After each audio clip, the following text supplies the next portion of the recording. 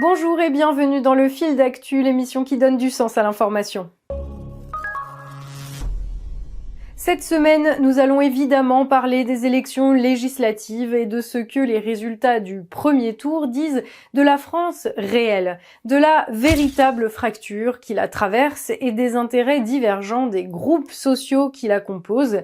Nous allons parler de la manière dont les appareils politiques entendent œuvrer dans un contexte de crise qu'ils ont eux-mêmes provoqué pour conserver la main sur les institutions, et ce, au détriment des forces vives de ce pays. Et nous allons parler de la manière dont, quel que soit le visage de l'Assemblée nationale le 7 juillet au soir, absolument rien ne sera réglé, et de pourquoi la France restera un volcan au bord de l'éruption. À l'heure actuelle, nous sommes tous un peu dans l'expectative. Dans les médias et sur les réseaux sociaux, le soir du premier tour, toute la fine fleur des analystes politiques professionnels et amateurs spéculait sur la composition de la future Assemblée, se demandaient si la France allait être gouvernable et si oui, par quelle coalition. Mais uniquement préoccupé par le cirque des manœuvres partisanes, personne ne semblait s'intéresser, encore une fois, aux Français et à la signification réelle de leur vote. Bien sûr, nous avons eu droit aux évidences, mais énoncées avec un air grave, devant des parterres de journalistes opinant du chef, de manière à donner l'illusion d'une réelle profondeur d'analyse. Il existe 3 blocs électoraux.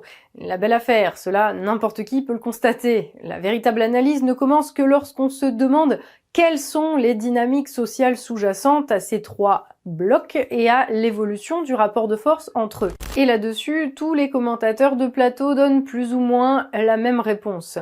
Le poids de chaque parti ou chaque coalition découle de la pénétration de ces idées dans la sphère publique, notamment sous l'influence des médias véhiculant des valeurs, des idéologies ou des narratif, un terme infâme dérivé de l'américain, utilisé par de pseudo-intellectuels considérant sans doute que le mot récit n'est pas assez bien pour eux.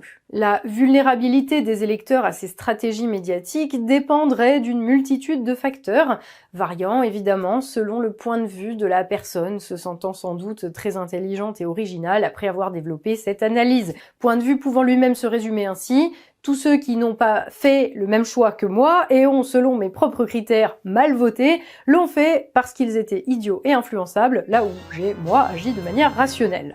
Mais au-delà du jugement contenu ici, cette analyse revient à dire que, dans le fond, ce seraient les idées et la manière dont elles se communiquent qui feraient aujourd'hui les dynamiques politiques.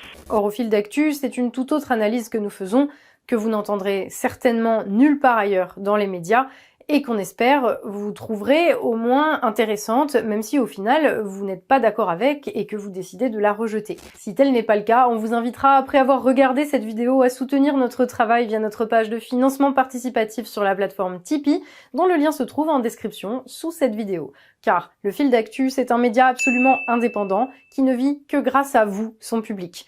Mais tout cela, on en reparlera tout à l'heure, si d'ici là, notre contribution au débat public vous a semblé digne d'intérêt. Tout de suite, place à l'analyse. Car la campagne se fait aussi dans l'arène numérique. Un vivier d'électeurs, une arme de communication redoutable. On a une vidéo qui a été très vue sur TikTok où on voit Jordan Bardella manger un hot dog. Même si on n'est pas du tout en train de parler de politique, des gens vont dire ouais, qui a vu Jordan Bardella manger un hot dog? Et les gens vont se mettre tous à aimer et automatiquement il fait sa promotion comme ça.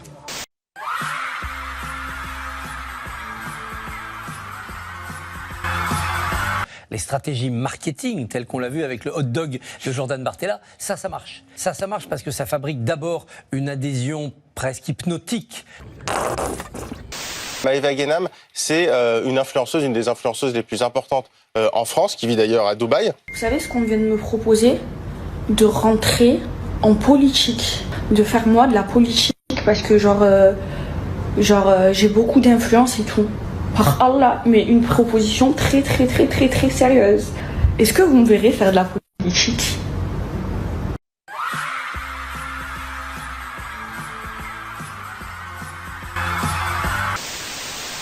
Ce qui nous distingue de tous les autres commentateurs, c'est qu'au fil d'actu, nous sommes convaincus, et nous nous fondons sur des éléments solides pour l'affirmer, que ce ne sont pas les idées à la mode qui font les dynamiques sociales, mais au contraire que ce sont les dynamiques sociales profondes venues de la réalité matérielle qui font les idées. Dans le cas précis de ces élections, cela change donc totalement la manière d'en comprendre les résultats, ce que l'analyse communément admise dans les médias ne permet absolument pas de faire de manière satisfaisante.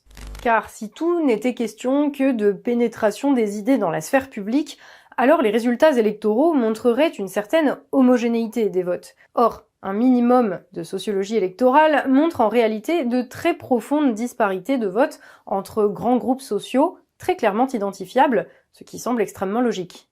Pour le comprendre, partons de vous, personnellement, qui êtes en train de nous écouter. Avez-vous voté dimanche dernier selon ce que l'on vous a dit de faire à la télévision ?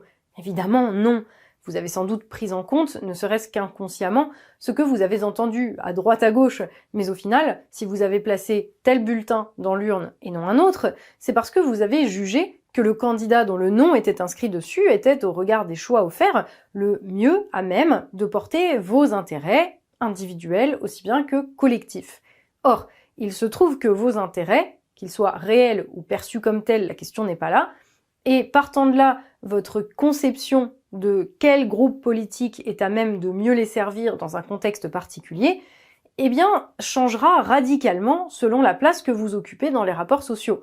Et ce que la sociologie électorale montre, c'est que c'est cette place, celle dans l'organisation sociale, qui détermine en premier lieu le comportement électoral de chacun. Ce qui d'ailleurs nous permet, au fil d'actu, d'affirmer depuis 2 ans maintenant que la crise politique que nous traversons, et dont cette élection législative ne constitue qu'un nouvel épisode, n'est que le reflet d'une crise bien plus profonde, structurelle, de notre organisation sociale elle-même et de ses fondements économiques. Non, ce n'est pas la scène politique qui est divisée en 3 blocs idéologiques. C'est la société française qui est divisée en 3 blocs sociaux aux intérêts divergents, et qui en conséquence adoptent des comportements électoraux différents. C'était déjà le cas en 2022. L'électorat de la désormais ex-majorité présidentielle est très différent de l'électorat de ce qui s'appelait alors la New PS et qui cette année se faisait appeler Nouveau Front Populaire, qui est lui-même très différent de l'électorat du Rassemblement National. Si l'on observe les détails de toutes les études d'opinion et autres sondages sortis des urnes, c'est une évidence. La Macronie, pour commencer, fait le plein de voix parmi 2 catégories de population.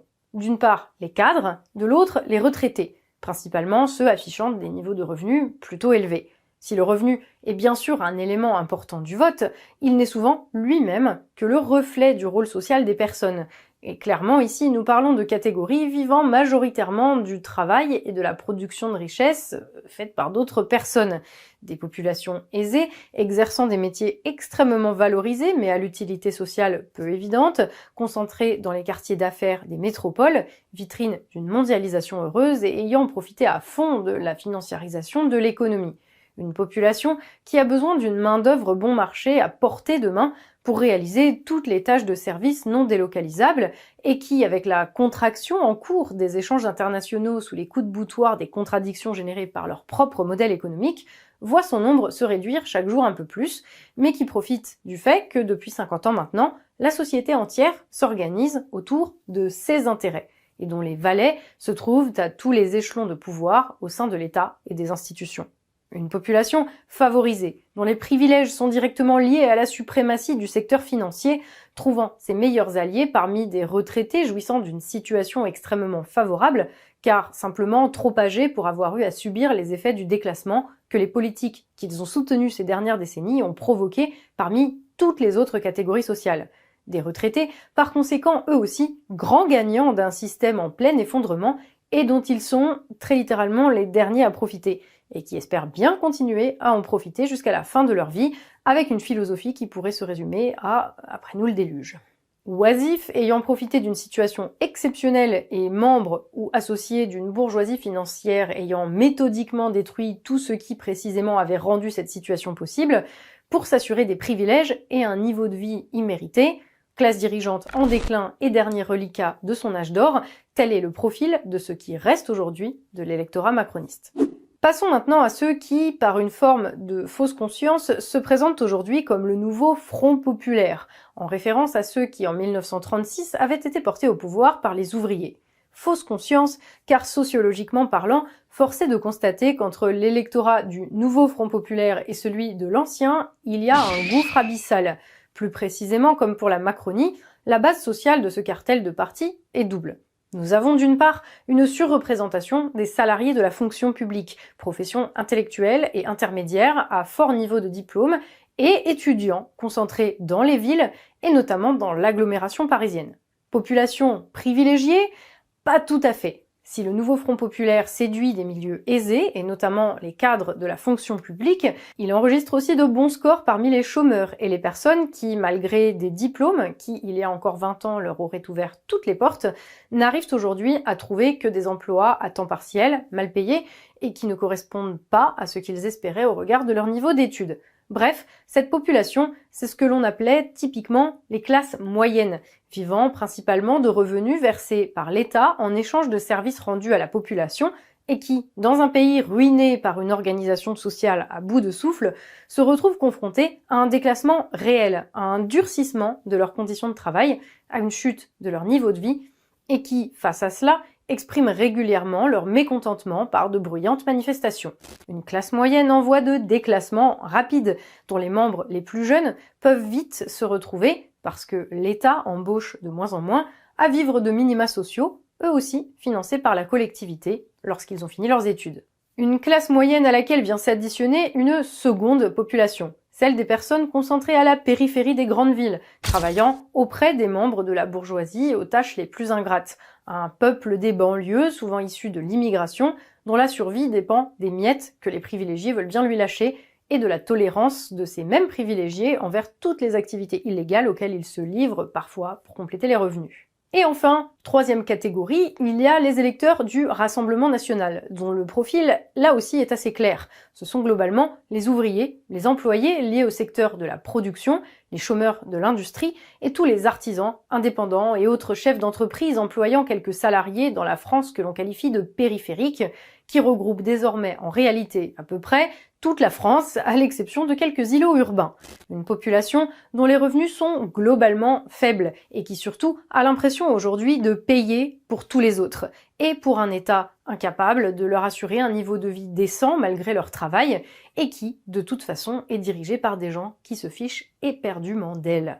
Des gens qui souvent ont commencé à travailler très tôt et qui aujourd'hui encore continuent de produire la richesse matérielle, les biens manufacturés, la nourriture, qui continuent à construire les maisons et à réparer les voitures, même si l'essentiel des capacités de production nationale a été délocalisé à l'autre bout du monde par les politiques qui ont été aux commandes ces 50 dernières années et que c'est précisément pour cette raison que la France est aujourd'hui au bord de la faillite. Cette France, c'est celle d'où est parti le mouvement des Gilets jaunes en 2018. Celle qui a été chassée des villes et qui vit globalement dans des endroits où il n'y a plus ni médecins ni services publics, pas parce que des méchants auraient décidé sans raison de fermer des écoles, mais parce que la financiarisation et la mondialisation de l'économie y a fait disparaître quasiment tout l'emploi productif et qu'il ne reste donc plus rien pour financer le reste. 3 électorats distincts, 3 groupes sociaux qui clairement ont des intérêts divergents, voire pour certains frontalement opposés, qu'ils espèrent avoir défendu au mieux en mettant dans l'urne des bulletins de vote différents. Ont-ils raison?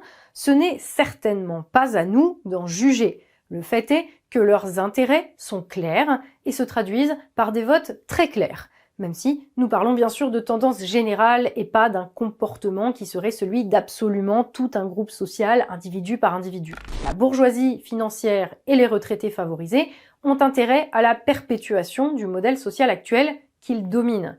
Ils ont intérêt à pouvoir le plus longtemps possible jouir du fruit du travail des autres et de la captation de ces mêmes fruits. Ils ont intérêt à pouvoir continuer à délocaliser la production, à capter l'argent public, à importer une main-d'œuvre bon marché pour leur servir de larbin, à faire travailler les gens le plus longtemps possible, à faire passer sous la coupe de la finance tous les pans d'activité qui ne le sont pas encore. Bref, ils ont intérêt à conserver leurs privilèges. Et cet intérêt matériel se traduit par un vote clair pour les candidats d'Emmanuel Macron. Les producteurs, ouvriers, artisans, agriculteurs et employés dépendant de la présence d'une activité productive ont intérêt, à nouveau, à pouvoir vivre en travaillant de leurs mains, protégés de la concurrence internationale, sous la protection d'un État garantissant, comme c'était le cas avant, leur sécurité, sans trop pour cela avoir à jouer les vaches à lait, comme c'est le cas aujourd'hui.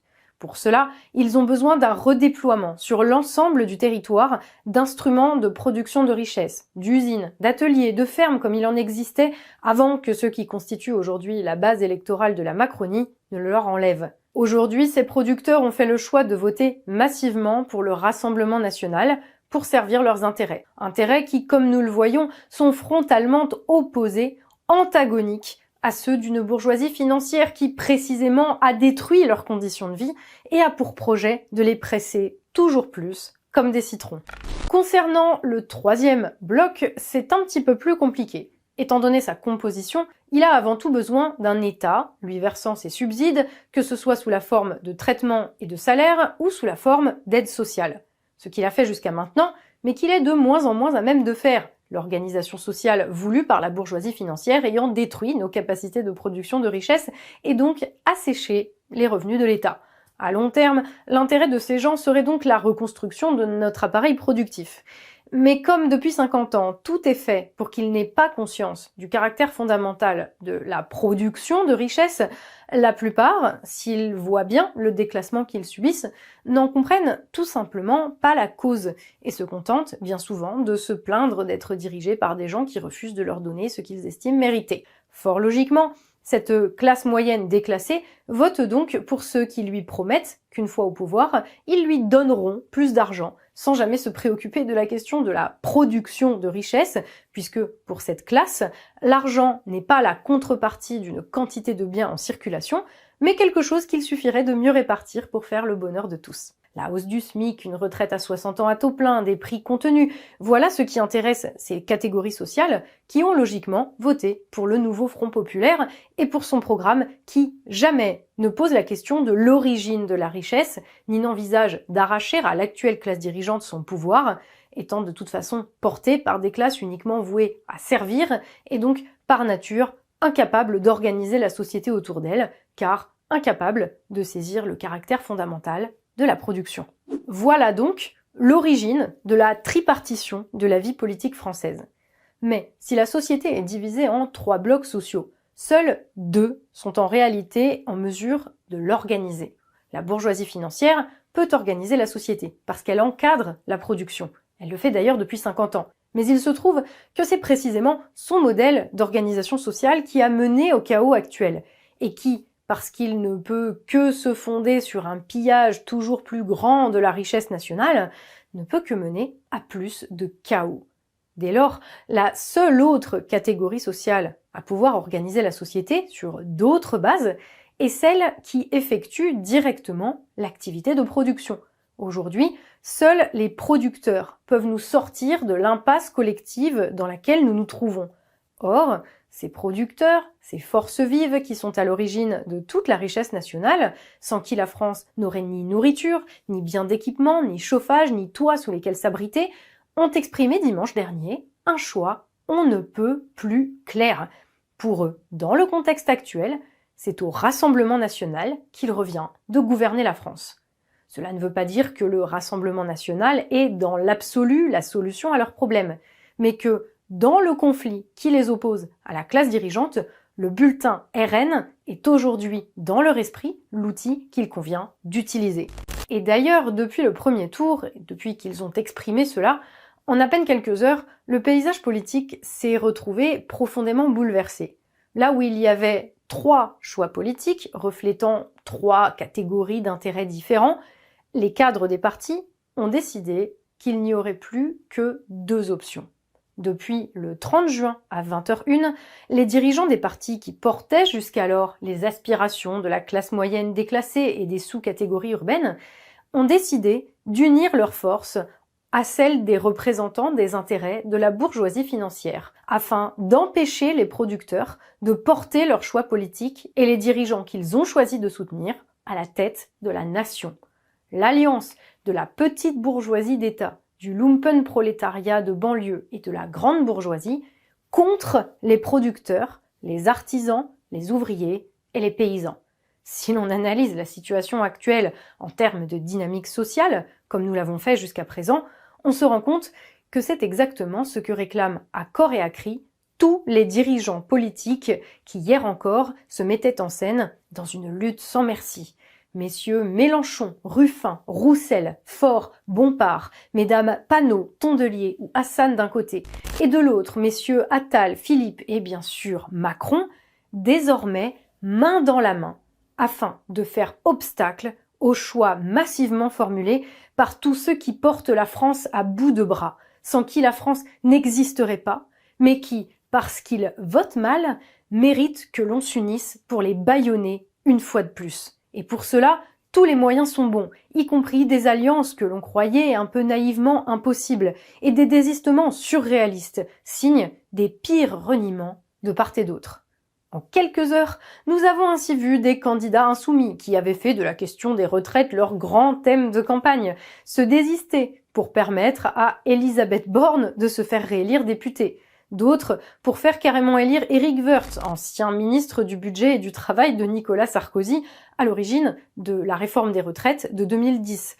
Ou encore se retirer en faveur de Gérald Darmanin ou de Laurent Wauquiez au nom de la lutte contre le fascisme et l'autoritarisme. En retour, nous avons vu des macronistes se retirer en faveur de personnalités comme Philippe Poutou ou David Guiraud, encore taxés la veille d'antisémitisme, et ce, au nom des principes républicains. Après tout, Raphaël Glucksmann l'a dit, il s'agit désormais d'un référendum exactement comme celui proposé aux Français en 2005 sur la Constitution européenne. Comme en 2005, l'ensemble des forces politiques s'unit pour prédire le pire si jamais les Français votent mal. Comme en 2005, tous les partis qui ces dernières décennies se sont succédés au pouvoir et ont plongé la France dans la crise se coalisent afin de museler les perdants de la mondialisation. Et ils appellent les fonctionnaires, les étudiants, les chauffeurs Uber, par la bouche de leurs intellectuels, artistes et influenceurs, à faire front commun avec les banquiers, start-upers et retraités dorés contre les maçons, les plombiers, les électriciens et les garagistes. Dès lors, deux questions se posent. La première, cette petite bourgeoisie déclassée va-t-elle encore une fois avaler les couleuvres que l'on lui tend et voter à nouveau, comme elle l'a fait en 2022, pour les responsables directs de sa situation, pour ceux qui, en ruinant la France, ont également ruiné l'État et dont le seul projet implique pour elle des conditions de vie toujours pires? Va-t-elle, une fois de plus, s'humilier en allant voter Elisabeth Borne ou Gérald Darmanin, en attendant le jour où elle retournera manifester contre eux et contre une nouvelle réforme des retraites qui ne manquera pas d'arriver pour parachever son humiliation, ce qui ne l'empêchera pas de recommencer encore et encore et encore? Va-t-elle encore une fois oublier sa dignité, comme lui demandent de le faire ses maîtres, lesquels s'empresseront demain de monter un gouvernement de coalition avec la Macronie, tout en s'imaginant incarner, une fois de plus, le summum de la subversion et de la résistance à l'autorité? Honnêtement, nous avons cessé ici de croire qu'elle pouvait se comporter autrement et faire montre d'un tant soit peu de respect d'elle-même. En revanche, une autre question se pose. Cette fois-ci, l'allégeance de ces gens envers la Macronie suffira-t-elle à faire obstacle à la volonté exprimée par les forces productives de ce pays? Pour le coup, la question reste ouverte et en appelle d'autres. Si cela suffit, encore cette fois, dans la mesure où le pillage de la bourgeoisie financière est sans fin et entraîne toujours plus de résistance en face de lui, alors la question se posera à nouveau avec plus de force et très rapidement. Il n'y a qu'à voir l'évolution du score du Rassemblement national en 2 ans pour en avoir la certitude. Surtout si d'ici une semaine, la France se retrouve gouvernée par une grosse coalition allant de François Ruffin à Xavier Bertrand. Et si cela ne suffit pas, alors les producteurs pourront tester effectivement la manière dont le Rassemblement national porte ou non leurs intérêts une fois confrontés à l'exercice réel du pouvoir et affiner, à l'aune de cette expérience, leurs exigences en matière de politique pour la nation. Dans tous les cas, les années à venir s'annoncent intéressantes. D'ici là, il y a bien sûr l'élection de dimanche, avec dans quasiment chaque circonscription, d'un côté les candidats choisis aléatoirement par la petite bourgeoisie ou la bourgeoisie financière, c'est selon, et de l'autre ceux qui ont été portés au second tour par les producteurs de ce pays. Dans cette configuration, nous n'allons pas vous dire quoi faire, car le choix vous appartient, même si nous ne faisons au fil d'actu guère mystère de nos propres choix. En revanche, À l'heure de voter, si vous hésitez, on ne saurait que trop vous conseiller de vous poser la question suivante. En quelle classe sociale ai-je le plus confiance pour déterminer ce qui constitue le meilleur choix pour la France?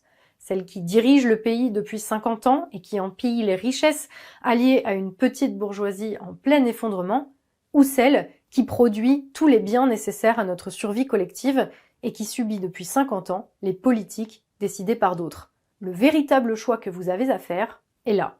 À vous désormais de décider du côté de qui vous vous rangez. Voilà, le fil d'actu, c'est tout pour aujourd'hui. Merci d'avoir été avec nous. On espère que cette vidéo vous aura apporté un éclairage un peu différent sur la situation politique du pays et que cela vous aura à minima paru intéressant. Bien sûr, c'est à vous désormais de voir ce que vous en pensez et de vous faire votre propre opinion. Discutez de tout cela avec votre entourage. Montrez cette vidéo aux gens autour de vous et n'hésitez pas, bien sûr, à en débattre. Ce n'est qu'une analyse qui a vocation à nourrir le débat et pas à vous dire ce que vous devez à tout prix penser et de quelle manière vous devez voir les choses. Que notre travail enrichisse la réflexion collective, c'est tout ce que nous souhaitons, car si nous avons nous-mêmes un avis sur ces élections, nous ne roulons pour personne, sinon pour la collectivité. Et nous savons pertinemment que la vie politique française ne s'arrêtera pas le 7 juillet au soir, contrairement à ce que voudraient vous faire croire ceux qui jouent sur les peurs en espérant ainsi suspendre vos capacités de réflexion. Nous vous le disions en début de vidéo, si notre analyse vous a semblé pertinente ou simplement intéressante, même si vous ne la partagez pas intégralement, nous vous invitons à soutenir notre travail à hauteur de quelques euros par mois en vous rendant pour cela sur notre page Tipeee de financement participatif que vous trouverez en lien sous cette vidéo. Vous vous en doutez, étant donné la manière dont nous envisageons les choses, à rebours de toutes les analyses qui, de notre point de vue, ne font qu'affaiblir la réflexion, nous ne pouvons compter sur personne pour nous financer, ni sur un riche mécène, ni sur des sponsors, ni sur l'État. Évidemment, ce serait de toute façon hors de question, donc nous ne pouvons compter sur personne, sauf sur vous, notre public, sans qui cette chaîne n'existerait pas. Le mois dernier, vous avez été une centaine de nouveaux tipeurs à apporter votre pierre, au moins de manière ponctuelle, à l'édifice du fil d'actu, et nous vous en remercions infiniment.